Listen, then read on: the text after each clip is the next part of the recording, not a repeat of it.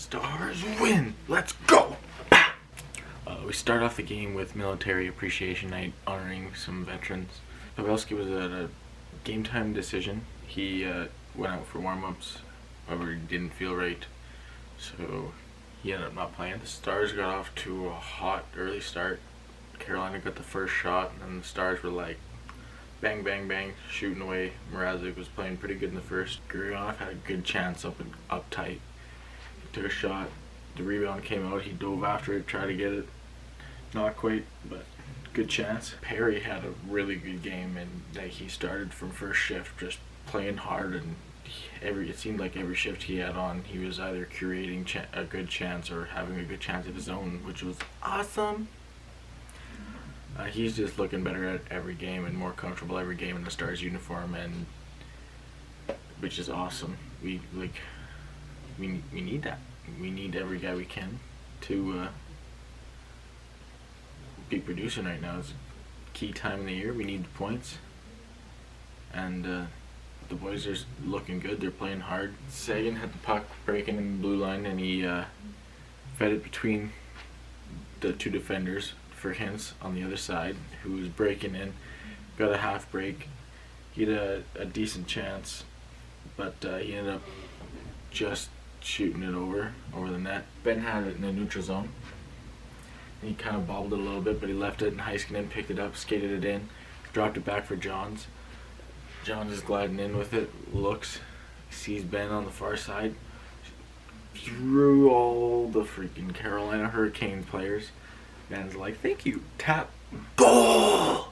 Stars are on the board first.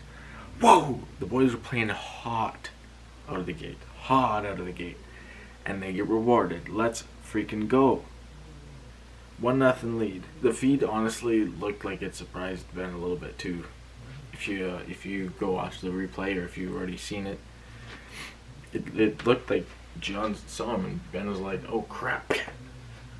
But hey, he scored, and that's what matters. Sagan, once again, another game where he looked great and just can't seem to find the back of the net. He had a couple more good looks this game. Stars go on the penalty kill. They kill it off, but right as it gets killed off, I think it was Teravainen went for a centering feed to Aho, and it hit his skate and kind of went behind him, and reached behind him and kind of launched it.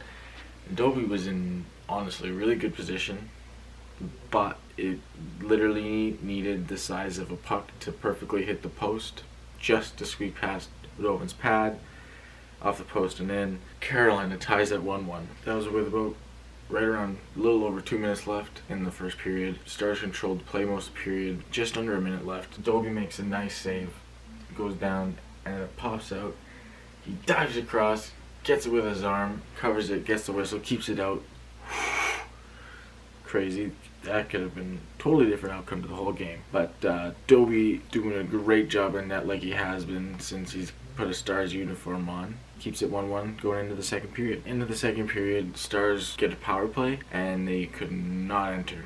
They could not get in the zone. It was horrible, and Mike Heika actually tweeted, like right as it was done, fans did not appreciate that power play very much.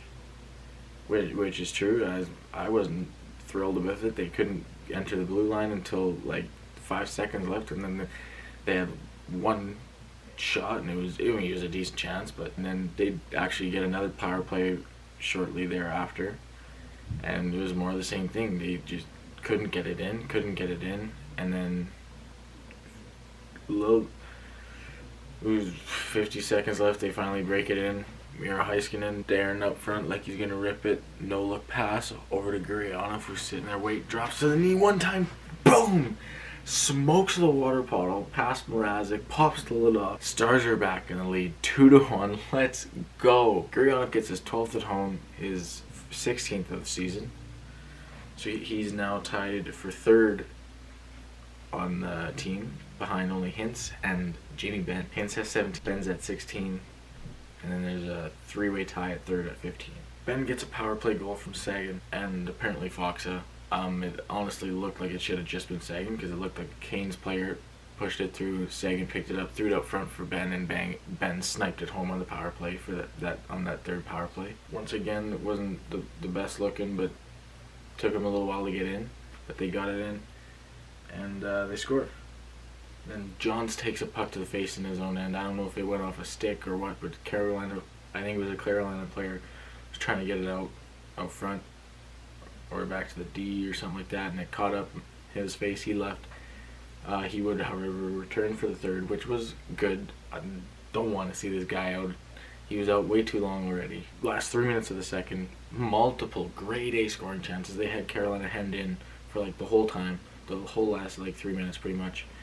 And they just, however, couldn't quite bury one to get that 3-goal lead.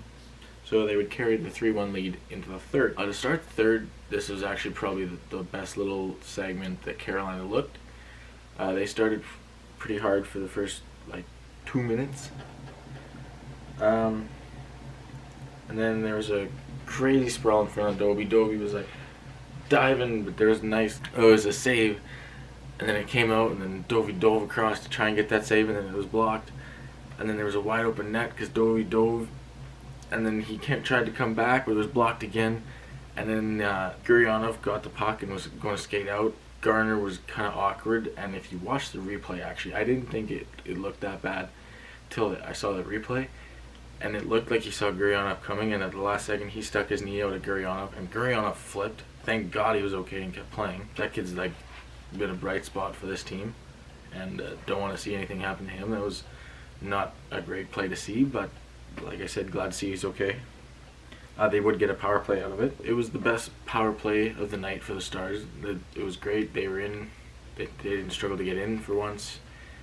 They generated multiple chances, multiple shots. However, they wouldn't score. Carolina would pull their goalie in an attempt to try and get one back and then get another one back, tie the game. And then it was passed back. I think it was Gardner was on the blue line. It was passed back to him and he lost an edge or something like that. And Ben was like, okay, if you're just going to give it to me.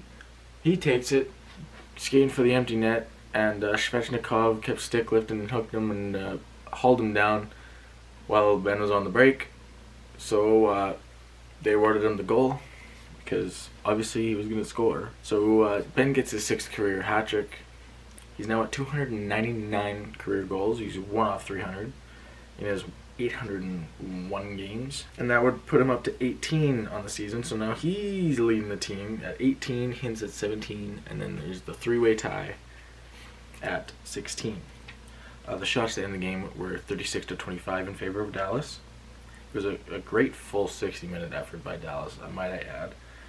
The hits were 23-13 in favor of Dallas, and the blocks were 17-14 in favor to Dallas. Let's get into the post-game. The 3 stars were Jamie Benn with his 6th career hat trick. Second was Miro, the hero, with 2 assists and 2 blocks in this game. And 3rd star was Gurionov with a goal and 2 hits. And I wanted to give an honorable mention to Hudobin, who stopped 24 of 25 for a .960 save percentage. And that's 2 straight games where he played lights out, played a great game. He deserves props for that. He's playing unreal. He's one of the top goaltenders in the league, and it shows. Night in, night out. That man don't give up. Post-game interview with Ben. He's like, we played our game, played a good 60 minutes, stuck to our plan. But he also noted we're not first in our division, we're not first in our conference, so we got to keep grinding. I admire that. Good captain. I mean, obviously it's something you want to hear, but I'm glad to hear it. One thing that they were saying on the broadcast tonight, since November, he's on a 36-goal pace in like a full season.